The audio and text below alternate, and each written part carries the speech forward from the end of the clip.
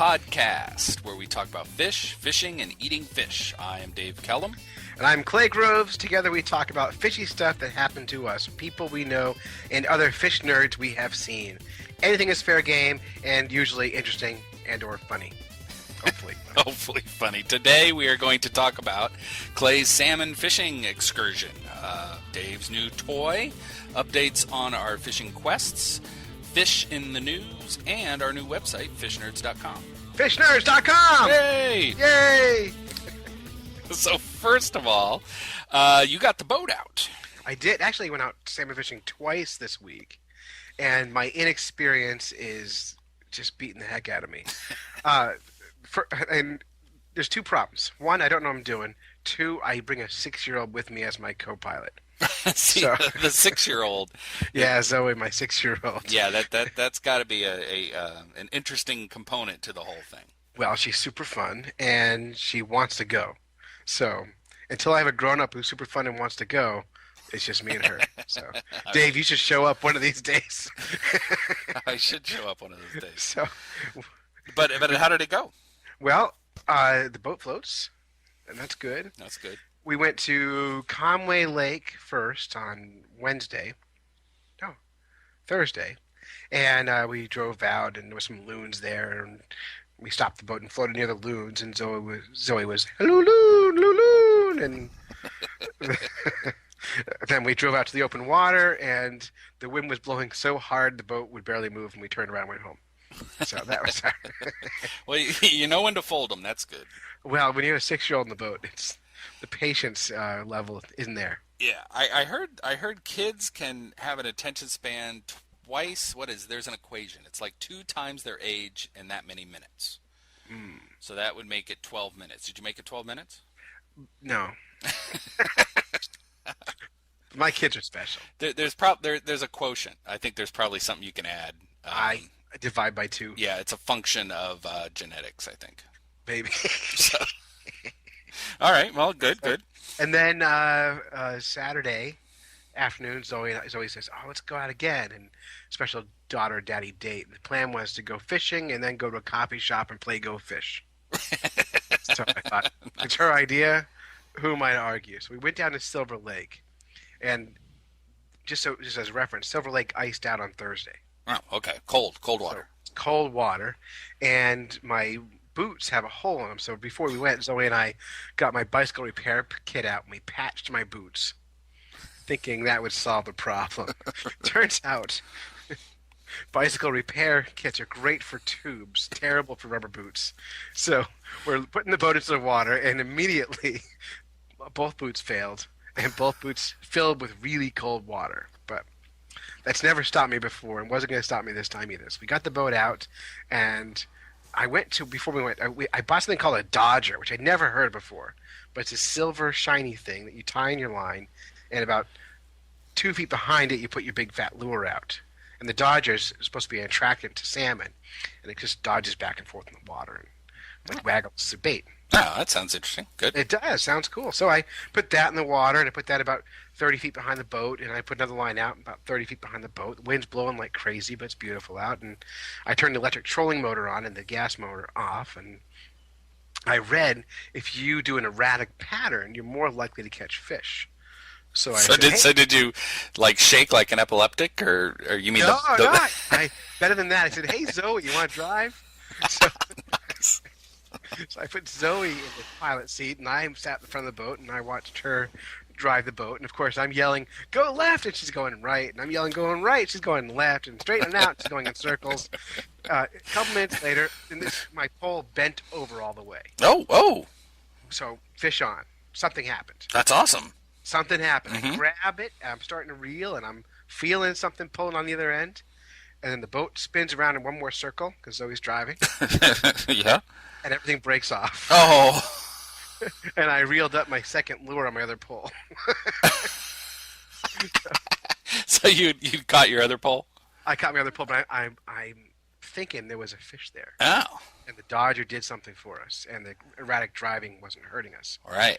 So anyway, I was untangling, and Zoe's heading straight towards shore with the electric trolling motor on full, which is not that fast, but Right. fast enough where she's yelling at me to fix the problem. So we switch back, and we pull in and load the truck, and go fish. And just in case you're curious, I won. Nice. I was gonna ask. I was gonna ask about that. So your big tip for salmon fishing is to have a 6-year-old drive the boat. No, it's good for a story. It is good for you, but you don't recommend it. So you're not recommending that anglers hang out at elementary schools and try to get 6-year-olds. I'm not having this conversation. Okay. I just wanted to see if that was the case. All right, very good.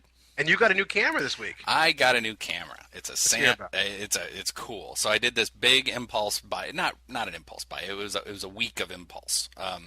Because I saw it the week before, and I did research because I've been taking out a nice camera that takes really good pictures, but it's nice. So then I get it around water, and I'm afraid I'm going to drop it. So I end up not wanting to take it out where I need to have it, where I'm taking pictures of fish.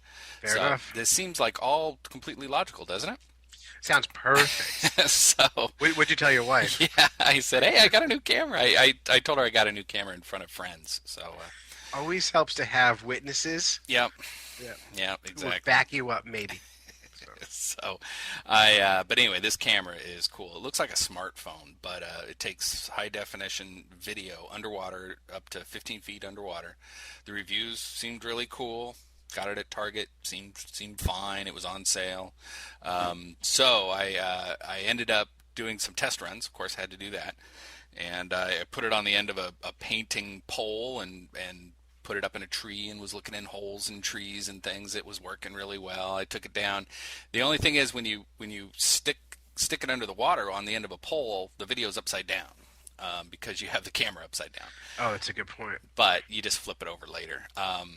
But I went out fishing at the Taylor River, and I was catching, it was really windy, but there were a big school of golden shiners that were feeding on the surface like trout. And I caught a couple of those and ran them by the camera. It looked very cool. And then, as I was jigging, it was a little ice fishing jig, I got a big hit, and it was a redfin pickerel, which is not the most common thing in New Hampshire. Really cool fish. Really cool fish. They're shaped like a pickerel, but they're slightly different. They have a shorter head and longer body. This one's Like a snub-nosed pickerel. yeah, Yeah. and really cool fish. They look like if a Muppet was a pickerel. Exactly. So yeah, Fozzie the redfin pickerel was really cool. Anyway, so I got some pictures of him. Actually, got some video. It's really interesting to look at video underwater. You realize that the reflection, like living as a fish, you're looking at a mirror image of the bottom a lot. So it's really interesting. So the next day I got the camera out and I tied it to my minnow bucket and threw it in the river and drug it through the Taylor River and actually ran into a school of fish that I thought were golden shiners, but now I'm wondering if they're creek chubsuckers, which is a fish we need for one of our quests. We more than need it at this point. It's been almost 3 years looking for this fish. So if it's the fish, gotta catch it. Gotta catch it. So so we'll post that video on fishnerds.com of the suspected creek chubsuckers. It's already on our Fish Nerd Nation YouTube channel. Yes, it is. And hopefully, if that's what they are, I just have to scale down because they're small. They're only about an inch long, but scale down on the hooks, and maybe we get another fish off the quest. So anyway, right now I'm loving this camera. It's very cool. So that's it for the new toy. Wow, cool. Yeah. The next thing. Do we have a theme music for the fish in the news? I think that's it. There it is. I think you did it. This is a new segment here on Fish Nerds podcast. Everything is new, Dave. It's our second podcast. But this is new. It's new news. It's new news. So this is Fish in the News, and this is basically us looking at Google News and looking for the word fish and finding something interesting. We found this story in Nebraska. Nebraska is one of 22 states where anglers could land $1 million fish. Wow. The state is participating in outdoor outfitter Cabela's Fish for Millions contest. The Nebraska Game and Parks Commission recently tagged fish in public waters.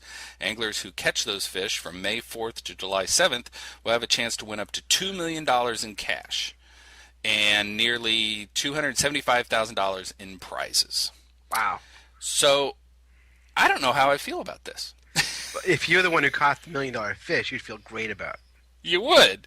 Yeah. But it's a little creepy to have, like, our wildlife tagged with tags. Well, it's like we're like corporations are buying wildlife now. So no longer is it wild wildlife. Now it's wild wildlife, sponsored by Cabela's. Yeah, sponsored by Cabela's. So, like, do the fish have tattoos on their side? To Cabela's. I know. Is there a little coupon that's part of the fish tag? I don't know. So, we here at Fish Nerds, we don't take advertising money. Not that yet, but not by choice. but the Cabela's thing, and Cabela's has good stuff. I have Cabela's waders, and they're great. So we'd be open to a conversation with Cabela's folks about the how they think about this notion of the tagging of the wildlife being a little creepy. It's interesting because I used to fish for king salmon out in Washington State in the Straits of Juan de Fuca, and when you caught a king salmon, they were all tagged, and the tag was a little tiny chip in the nose. And you had to bring the fish off the body of water whole, and then a fish and game officer would come, and they would cut the fish's nose off because they needed the tag.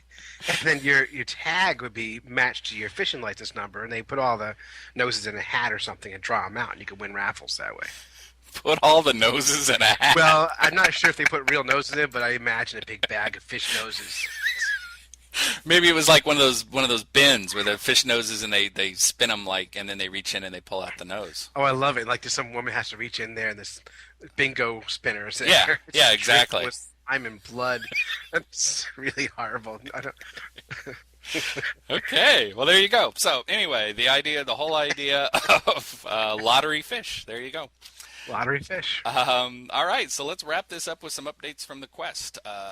Clay, you went looking for suckers. I went looking for long-nosed suckers. I have it on good authority that long-nosed suckers live in New Hampshire, and there's lots of them.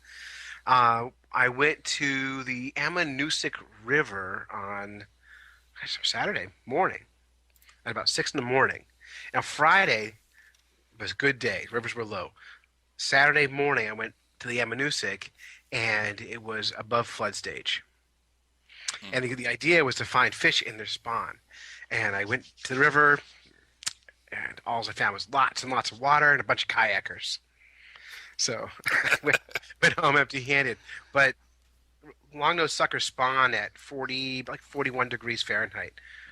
So they should be, with this ice melt happening, that water will be up to 40 degrees any day now. So I'm there. I'm so close to there, but not close enough. Not close enough. I saw where a guy posted some water temperatures from a lake down here, and they were in the close to 50, like in some of the protected coves. So they should be running here. I went out looking for suckers too, and a couple spots where I know there's creek chub suckers. I don't see anything moving. I don't know if it's the wrong time or what, but it's also been cloudy too, a little tough to see them. But now that I've seen these juveniles just down the street from where I'm at, I'm really thinking of focusing on them there. So the quest is moving forward. We're focusing on the suckers here early because in the spring that's probably our best chance to get them. Probably. Yeah. So anyway, that's the update on the quests. And we also have a dam fishing quest going on where we're trying to fish off a dam. Did you fish off a dam this weekend? I did not. I launched out of a dam at Silver Lake, but I didn't actually fish at the dam yet. Yeah. But I think that dam, once the water warms a few degrees, we'll really start hitting those dams hard. Yeah. Damn hard. Damn hard. Joking. Excuse me. Fighting a cold here, Dave. Smooth. Sorry. Yeah, I'm so cool. Sorry, ladies, I'm married. All right. So that's it. Let's wrap this one up. This is podcast number 2 of FishNerds.com. FishNerds.com. All right. Good luck fishing out there.